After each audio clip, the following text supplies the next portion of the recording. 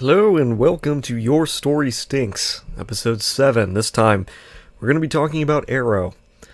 So last time, we talked about Supergirl, and I realized while talking about that all of the problems in Supergirl can really be traced back to Arrow, because surprise, surprise, all of these shows are written by the same dude. Which on its face is somewhat impressive to be able to write and produce like 5 shows all at once. And some could argue that he's got more or less influence or whatever, but he gets a head writing credit on all these shows, so I'm going to count him as the main writer, because he's the only guy who has that position. But yeah, last time we talked about Supergirl, and about how it's a show that really feels like it was written by a guy, in the sense that it's very sexist, or it feels very sexist. Since making that episode, I talked to people, and I realized that part of my interactions with that are because, A, I'm a guy, and so I don't have a ton of experience being raised as a woman, or being socialized as one. So I don't know how much of that impacts my viewpoint. I assume a lot. But the other thing is that I'm asexual, so I don't tend to view things... Well, I'm also autistic, so I tend to view things differently than most people. I tend to look at them as being more... I don't want to say like, non-gendered, but basically I don't have the natural attraction, so I view things almost more clinically, I guess is what I'm getting at. And I think that's why Supergirl as a show irks me so much, because so much of it feels weird and feels pointless. Like, a lot of it, like, it's kind of the romance movie problem that I have, where romance movies, if you strip away the sexual attraction, oftentimes are not romantic at all. It's kind of the same way with, like, sitcoms, where you see people and they're like, what if we took away the laugh track? And you realize that taking away that, you're just writing about, like, psychopaths, essentially. So having said that, let's get into Arrow, because Arrow is kind of the progenitor, and as a result has a lot of growing pains, but also, in a lot of ways, it's kind of indicative of everything that the head writer wants to talk about, and wants you as the audience to think of.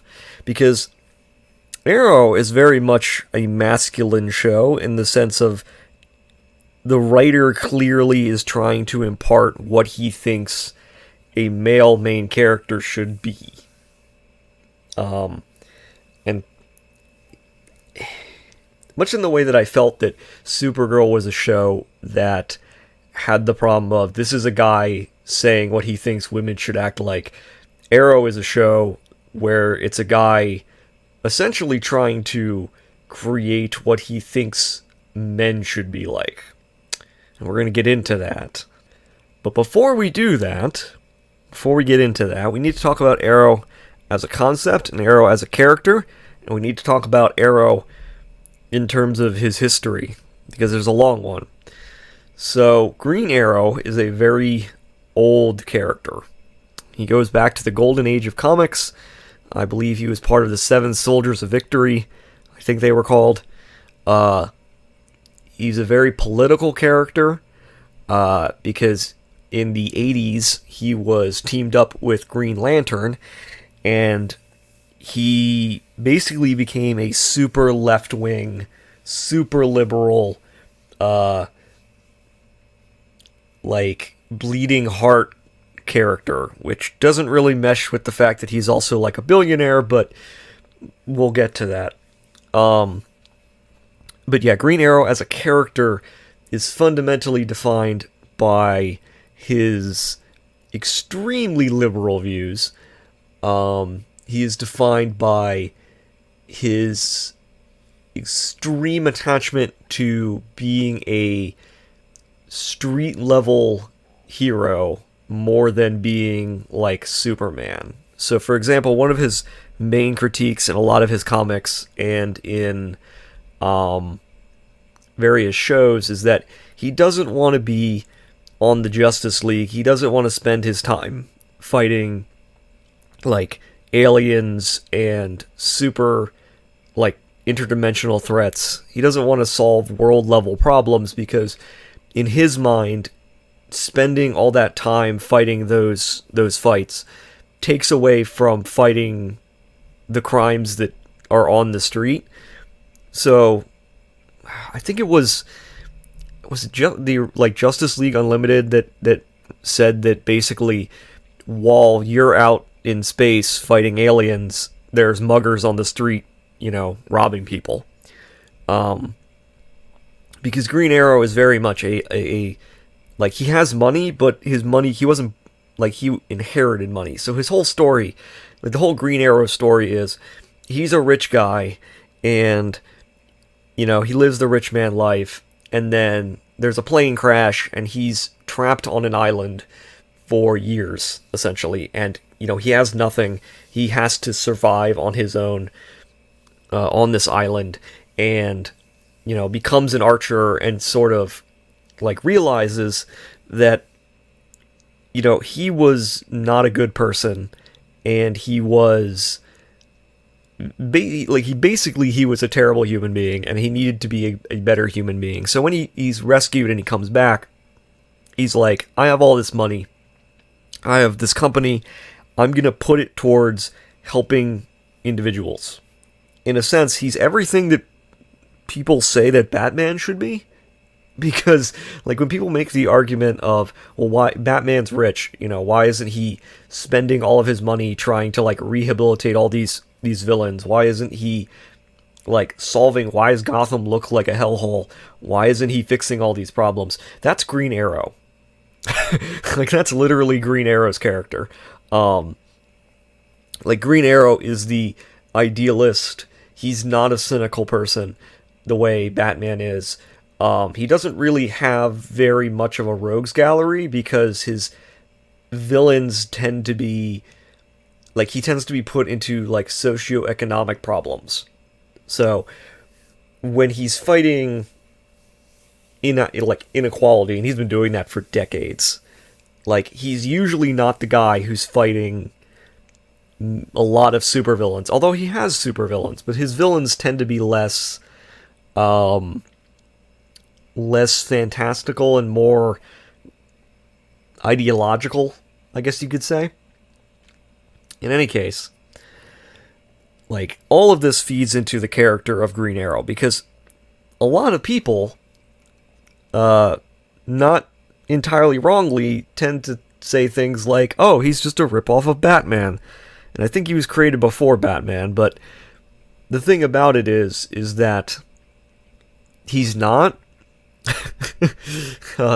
But if you stripped away all of the things that I've talked about, if you stripped away his political attachments, if you stripped away his,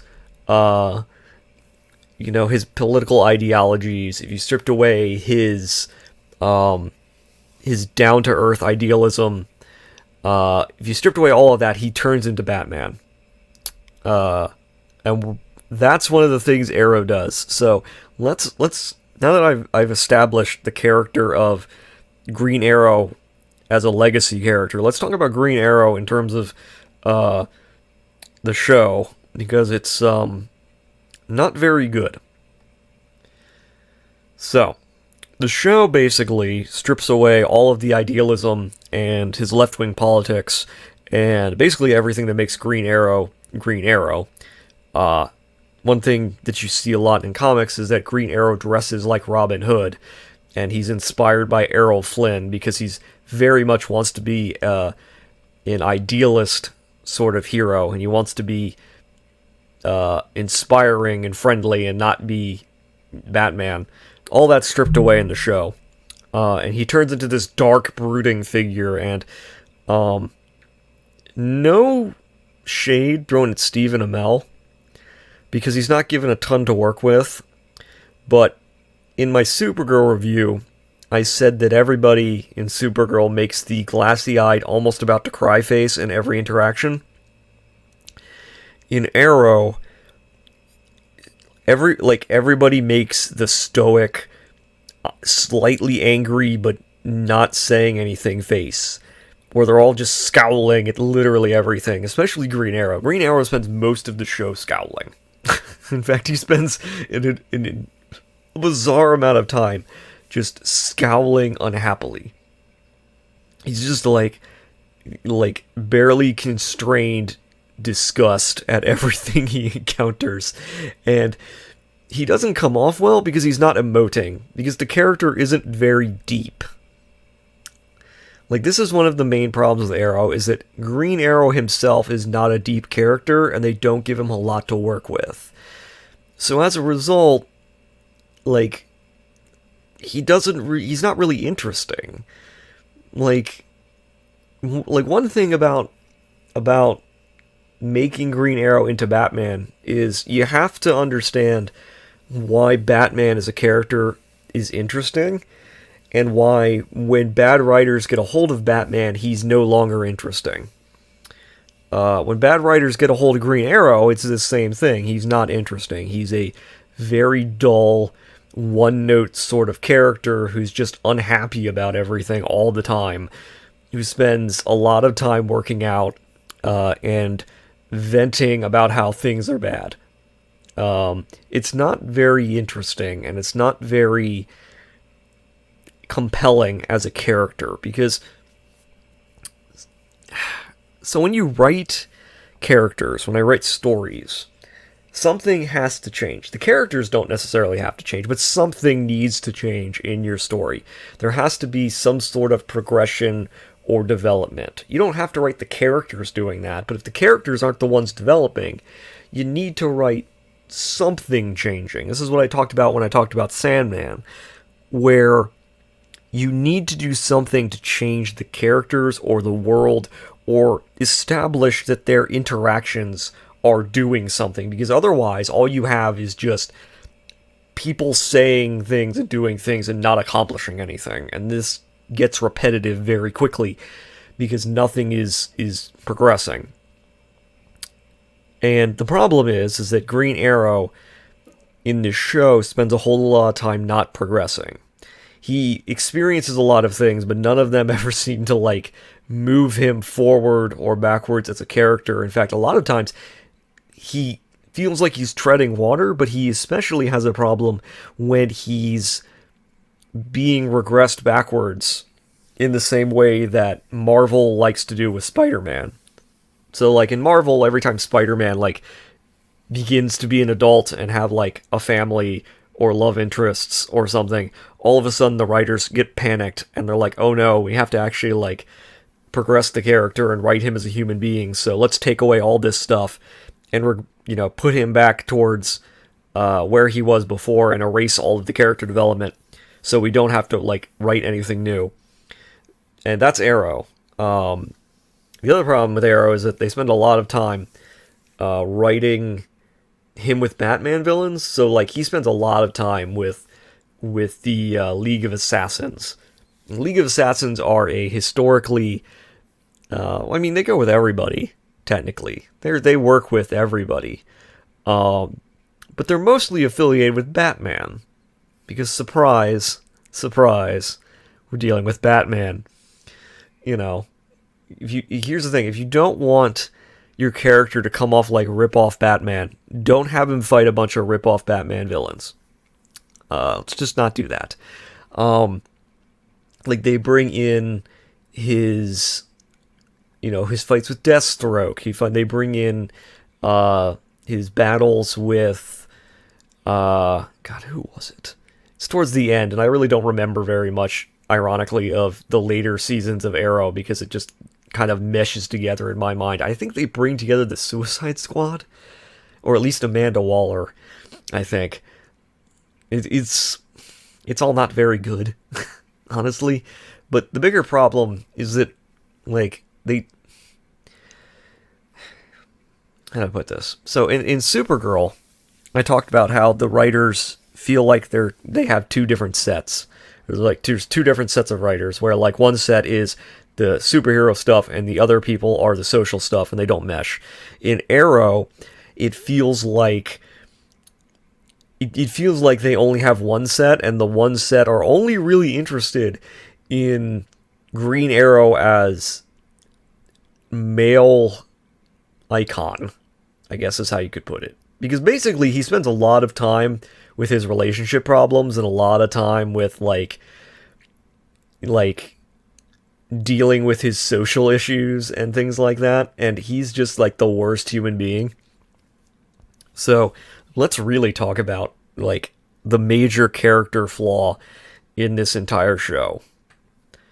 So, one thing that happens in comics is that they oftentimes have relationship problems. That's pretty normal. You end up with, Superman and Lois Lane, you have, Batman and Catwoman, they have these relationship dynamics. The traditional Green Arrow dynamic is Green Arrow and Black Canary. They are, and have been for decades, the quote-unquote relationship. Now, there's nothing wrong with deviating from this.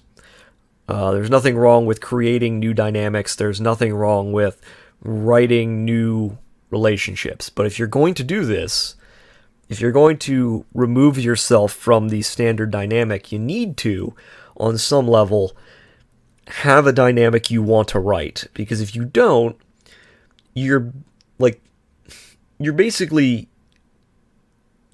can't take something you have and fill it with nothing and expect it to be good. Okay, it's very easy, some would even say lazy, just to copy paste a traditional dynamic onto your show and go, just write what's already been written for like 60 years now. But nobody is going to complain if you do that, for the most part, because you're giving them the dynamic they all are expecting to see, or in some cases really want to see. If you're going to replace this dynamic, you need to have something very good to replace it with, and Arrow doesn't. Now, City, as the show is called, because Felicity Smoke is in this show, and she is a minor character from Firestorm Comics, who is a completely different character, and they basically take her, and I don't even know why they bothered to take an established character for her. Like, it's a little weird to me that they were like, man, we need a major character for this show. Who do we take? What if we grab a minor character from a Firestorm Comics in the 1960s and stick her in our modern gritty reboot of Green Arrow? Well, here's the thing. Their relationship dynamic is toxic as hell and not very good.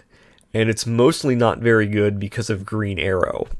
So this is where we're going to get into the male problem.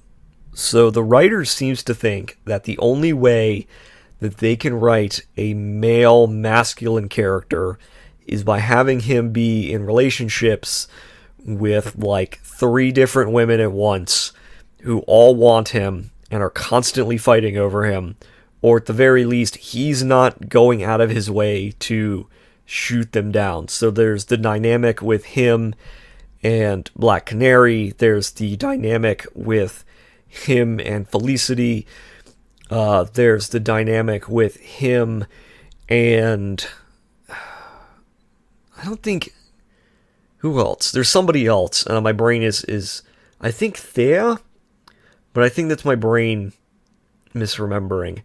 But basically, they spend a lot of time with him and his relationship issues. But the problem is that you can't have a main character be in a relationship and also spend all of his time like not shooting down relationship signals from literally every other female character that he comes into contact with, and then have him be the one that we're supposed to root for in these situations. So I think the best example of this is, and this is another example of man who writes woman because he thinks of them. So there's a situation, I think in season 6, maybe it's 5, maybe it's I don't really remember the exact season, but basically there's a scene or an arc where he and Felicity are going to get married, and they've been together for a while. They have a relationship. They're going to get married, and Oliver finds out that he has a child with another woman that he didn't know about. And rather than tell his wife-to-be, hey, I just found out that I had a kid with somebody else from before I met you, before we were in a relationship, before we were in, going together, I had a kid with somebody and I just found out about them and I didn't know about them. And, instead of doing the mature thing and telling her all this and being like, look, this is something I have to deal with and I have to, think about because I don't want to be an absent father for my son, things like this, being a mature adult. Instead of doing this, he just hides it from her and just doesn't tell her that, oh, by the way, I had a kid with somebody else. And he just doesn't tell her and doesn't bother to, discuss with her about his issues. And, she breaks up with him. She breaks their engagement off over it. And rightly so, but the show is only concerned with his pain and his angst, and so it almost frames what she's doing as wrong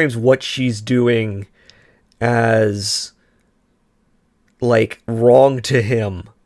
The show seems to want you as the audience to think that what she's doing is wrong and what she should actually be doing is standing by him in his moment of angst. And that's really not good, and it's also really not compelling because there's no reason for her to do that.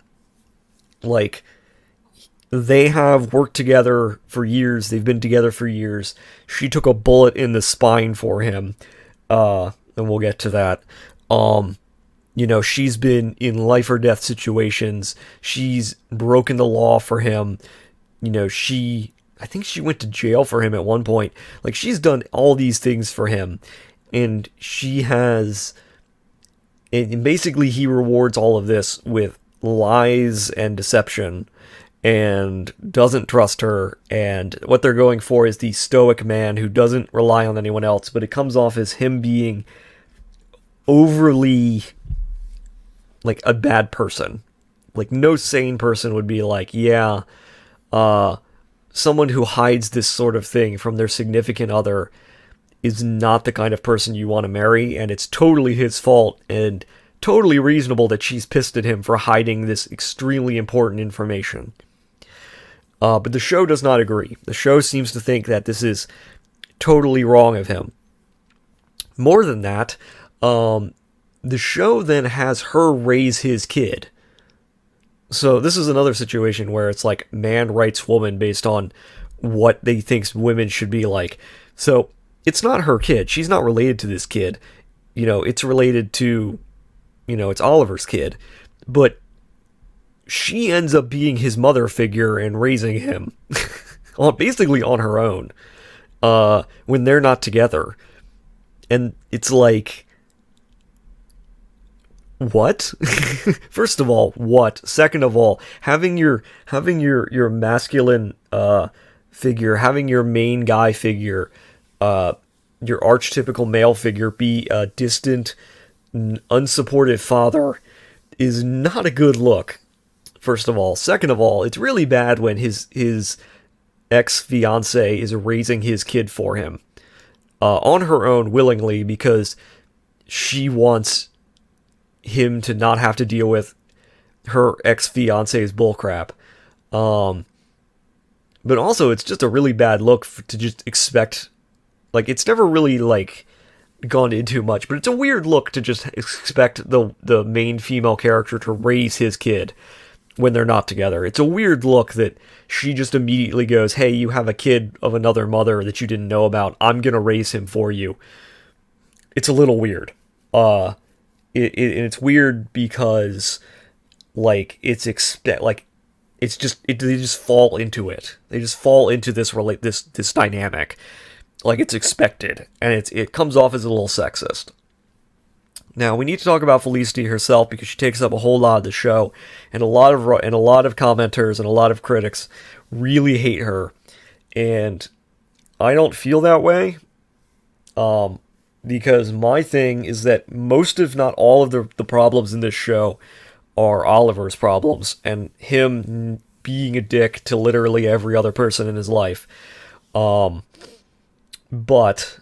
the main thing is that, like, all of her character flaws and all of the reasons that people hate her are almost entirely due to this bad dynamic with a toxic dude. So let's just get into it. Felicity starts as a side character. She is his secretary, essentially, and she starts to help him. She's the genius hacker figure. She's the nerd, and it actually kind of works in the beginning, because having this character who is like a nerd, who is awkward, who is not meant to be not meant to be like the... It's kind of like in Supergirl, how I mentioned that every female character comes off like a model. Having a character who feels more normal is a good thing, to be contrasted with Oliver, who is not normal in any sense of the word. Anyway, so having this character help him out and be this sort of voice of normalcy and rationality works and balances the dynamic. The problem is that very quickly, because this is a show that is roided out to the gills on testosterone, she starts to fall into the like female peacekeeper character, where she is running like she's going to like... So here's a good example. Oliver and John Diggle, who is another hero on the team, they have a fight, and they have lots of fights on a regular basis, because they're two dudes that are both can't be wrong and constantly have to like have a dick measuring contest about literally everything, because the show does not know how to write male characters without having them have dick measuring contests about everything. And Felicity just automatically slots into this role where she has to go and talk with the two of them separately to try and work out their issues, because they won't work out their issues like adults. And she kind of fits this dynamic throughout the entire show, almost, where like in later in some level in later seasons, they start removing all of her, I don't want to say good traits, but like the real relatable traits. So she becomes less awkward. She becomes more like all the women on Supergirl end up. She ends up like... They end up turning her into Oracle from Batman, basically. They end up turning her into Barbara Gordon, essentially, as Oracle, where she becomes the tech person. She gets shot in the spine and paralyzed for a bit, and it's like you're just like when they ran out of ideas for Green Arrow, they just started like running through ideas for Batman and just slotted them in there, which didn't help the whole Green Arrow is just knockoff Batman like critiques. But the bigger problem is that Felicity as a character is very not needy, but she has expectations, and this is played and written as though this is a bad thing. So she is, through most of the show, going steady with Oliver. They have a close relationship, a romantic relationship. He's the one who basically drags her into all of this heroic stuff.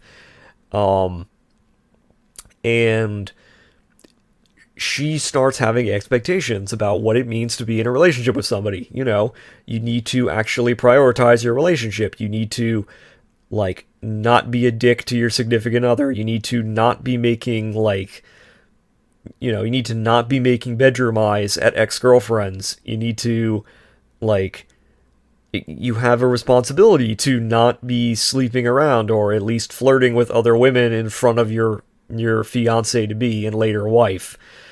you have a responsibility to not be hiding major life secrets from the person you claim you love. And Felicity has expectations that Oliver is going to be a normal human being in regards to, like, talking with her about things and trusting her and, like, respecting her as a human being and not just expecting that she's going to always go along with his bullshit. And the show essentially just has Oliver being this standard kind of, like, dick, where they want him to be both, like, they want him to be in a committed relationship, but they also want him to be the playboy figure. And so they try to do both, and it makes him look like a terrible person. But it makes they write her in a rational, reasonable way, in the sense that they write her being rather unhappy that he is, flirting around, not trusting her, treating her like an outsider, despite the fact that they're supposedly very close. And so lots of people really hate her, because if you are behind Oliver, if you're like, Oliver is the moral correct one in all of these situations, then Felicity comes off as like this needy, like, demanding, like, she-bitch, essentially. But she's not, because the writers, like, removed from the romantic aspects, the writers are writing him as this toxic, unlikable guy who is not respecting his wife, significant other person, is not, like, dealing with her fairly, is not treating her like a human being, is treating her like an outsider, is hiding things from her, is flirting with other people in front of her, is making her feel like she's not important to him. And when she brings all this kind of stuff up, the writers think that the smart thing is to have Oliver essentially blow her off and act like she's the one who's out of line, and she's not.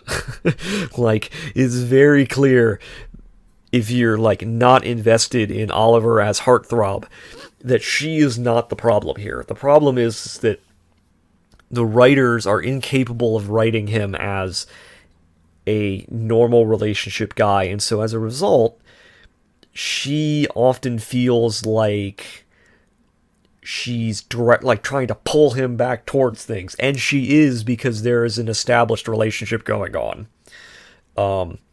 It almost feels like what they want is to write Batman Catwoman, where they have these two people who are not particularly comfortable in long-term permanent relationships, and so they have a very long will they won't they relationship. And they do this with Oliver and Black Canary when she's actually in the show and not dead. I remember the other person now. They have him interacting with Sarah Lance, not Thea, Sarah Lance, as, like, a possible romance option, and it's just like, why are we doing this? There's no reason to do this. But it's even sillier when you think about the fact that in Legends, Sarah's a lesbian, or actually she's probably bisexual, I think. But anyway, she ends up marrying a woman, which is great, because it's a great relationship, because Legends is actually written by people who know how to write. But anyway, so they write all this stuff with Felicity, and they basically make her out to be, like, the villain, even though she's not the villain. And she'll do, like, anything. Like, she sacrifices a whole lot to Oliver to make his, like, life work. And the show continually tries to make her out like the bad guy, and it just doesn't work. It feels very sexist, considering Oliver is unquestionably in the wrong almost always. Like, anytime there's a relationship issue, anytime that there's a problem that's between two people, he's almost always in the wrong. He almost always does the wrong thing. And you could make this like a character moment. Like, if you were a good writer, you'd be like, okay, his problem is that he can't say no, and he's easily led astray, and, he wants to go serious, but he can't. Like, if you were writing this character, the way in which you write his development is that he learns to be a better person because he doesn't want to hurt anybody. Like, you start out with, this is a character who goes with the flow and keeps ending up with women because when they come on to him, he doesn't want to upset them, and he just goes with it even if he's not interested. And then with one or some of them, they become serious, and he realizes that his attempts to not make anyone unhappy are going to, in fact, make people unhappy. So he has to learn to, like, keep it serious. He needs to learn to say no and commit to someone, essentially. Like, that's how you write this character, but that's not how they write this character, because they are, much like Spider-Man, constantly worried that if he's not lusting after like 3 different women at once, if there's not a goddamn love triangle at all times, then he's boring. And it's like, he's always in the wrong. Like, he's always the one who starts the love triangles.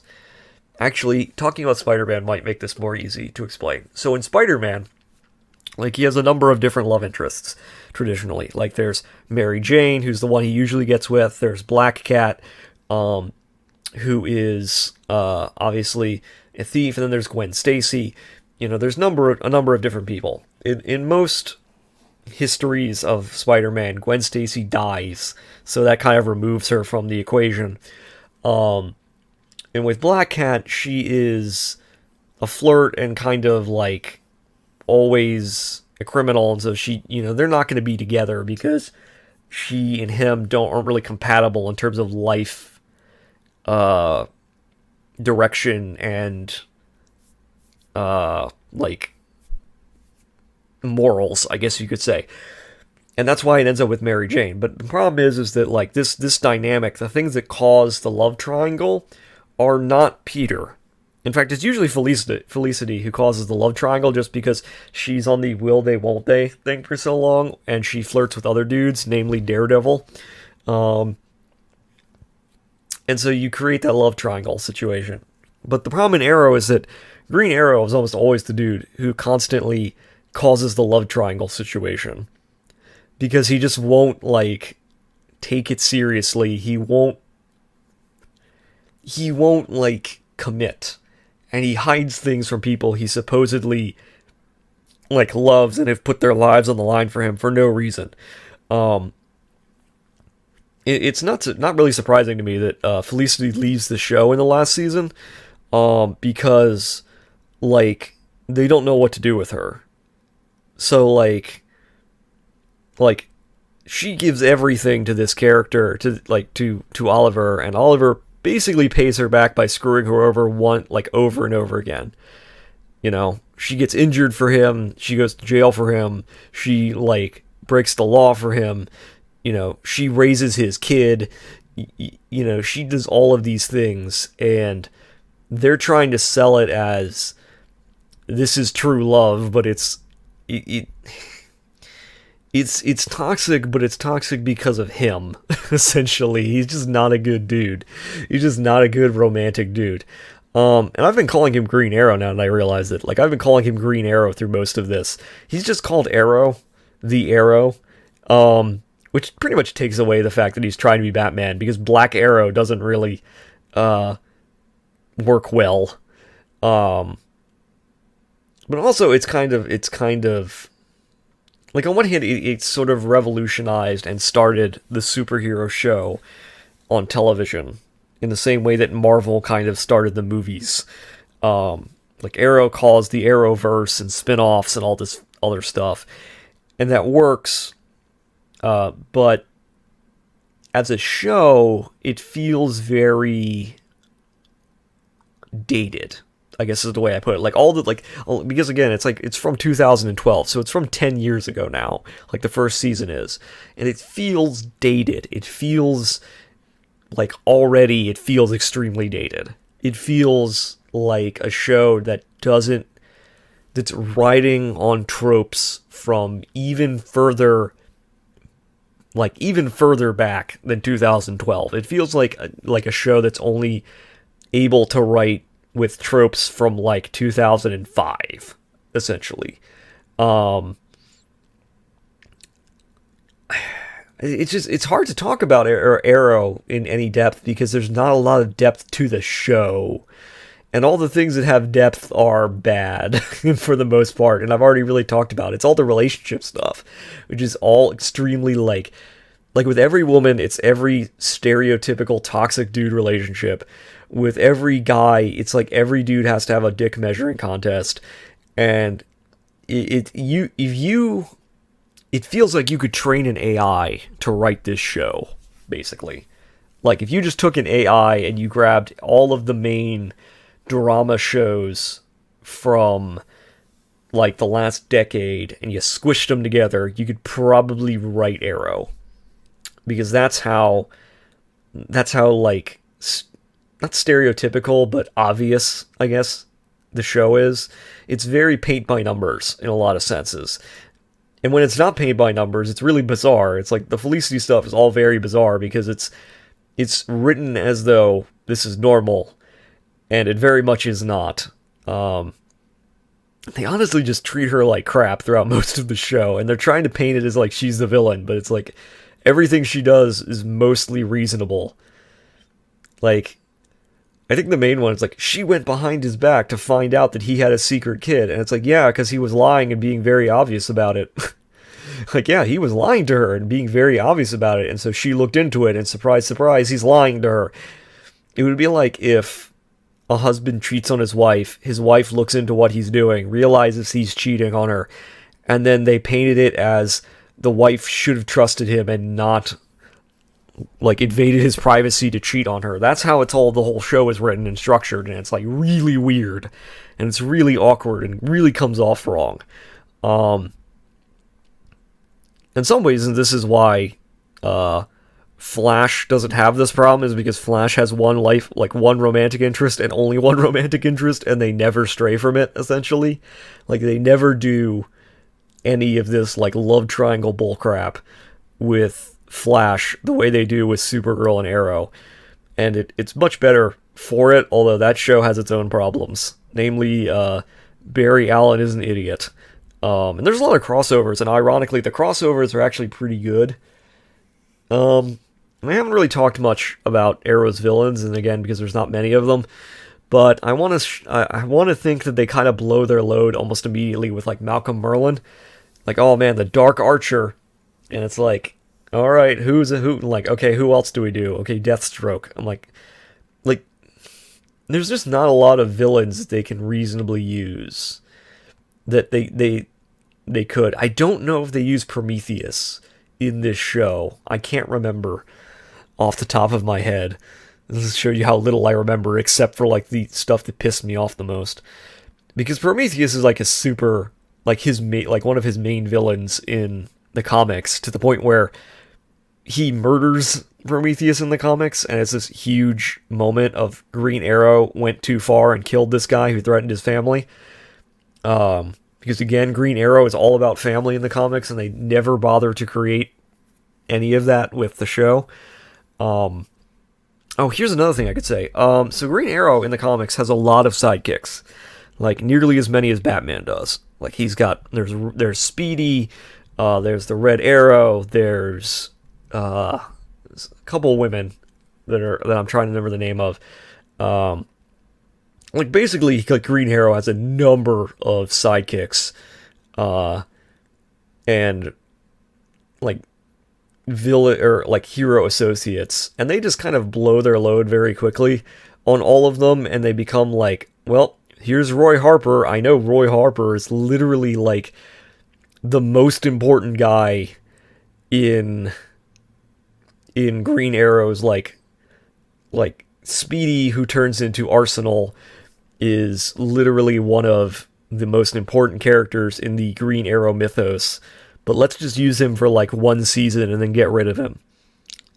It doesn't make a whole lot of sense, especially because like Roy Harper's history would be pretty much perfect for a show like this, because Roy Harper is like, he's the normal, like he starts off as being like the idealistic teenage sidekick, the same way as like the original Robin. He turns into like he turns into like an addict. He becomes a heroin addict at some point. He essentially turns himself into Arsenal as a kind of grittier, darker reboot, along with Red Hood.